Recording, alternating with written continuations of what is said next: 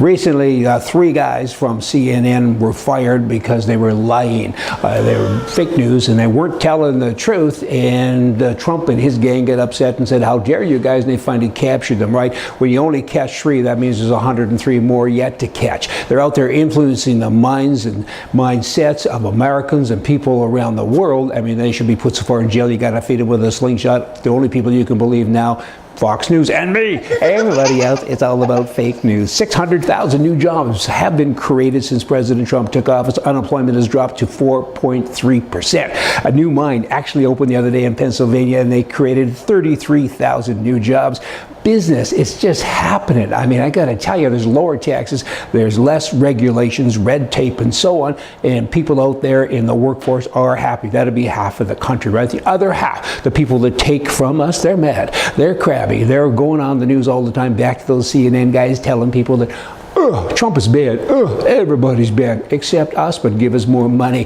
Things are changing, and it's just about bloody time. I like it. Okay, now, buy American, hire American. Our president, you know what? He's America's biggest advocate, biggest supporter.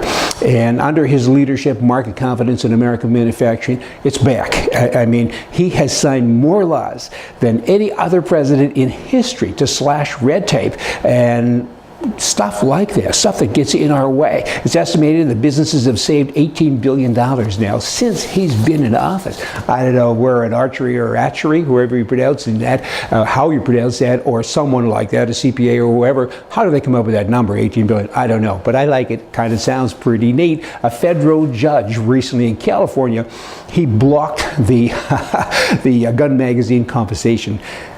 I'll get it. Having a bad day. Just a minute. Do some tongue exercise. Got it now. I'm back. Here it comes. And the U.S. District Judge, he said this.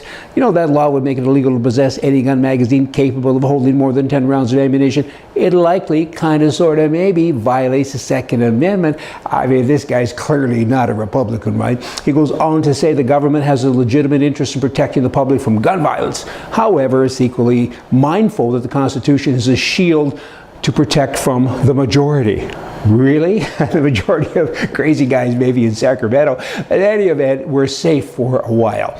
Because if this law would have become law, or this proposed law, you know what, and you had a magazine like I do that holds 15 rounds, call it, I'd go to jail. I don't want to go to jail, but you know, if a bad guy breaks into my house, maybe he's got a 15 rounder, and he's shooting at me and I'm shooting back, and I say, oops, could you just give me a minute? I want to reload so I can be on the same footing as you.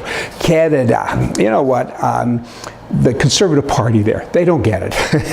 They're in a coma, and they have been for a long time. I got a little newsletter from them the other day, from the party, because I happen to be a member, and the first half of it was all in French, and the second half, of course, was in English. So I didn't even get to the English part because I was vexed and I was ticked right off, so I sent him an email back and I said this: do not send me this gook with French first. It's very disrespectful. I'm English. 90% of all Canadians speak English. Show respect.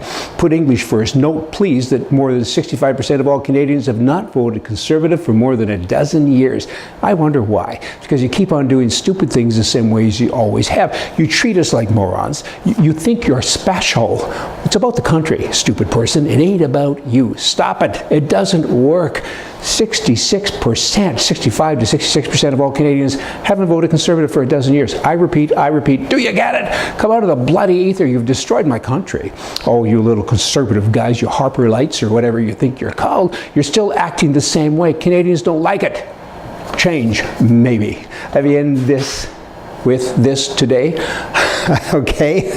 What one person receives without working for, another person must work for without receiving. The government, here's another one, the government cannot give to anybody anything that the government does not first take from somebody else. You cannot multiply wealth by dividing it. And that's what these commies continue to try to do in Canada, in America, every other country. At least in America now there's a champion, President Trump. So many people are saying bad things about him, but you know what? Numbers don't lie. And he's creating employment, he's doing all kinds of neat things. And the press just, and the left, they can't accept that. The prime mistake in Canada, he's got open right because there's nobody to stop him, there's nobody to speak up except me. I mean, the Conservative Party in Canada, I mean, they're a joke. They don't have to be. There's a lot of good people within the party, but you clearly have to do something different. You're making soup and nobody likes it. Add some new ingredients. You all come back here tomorrow. We're going to have more for you from the right. See ya.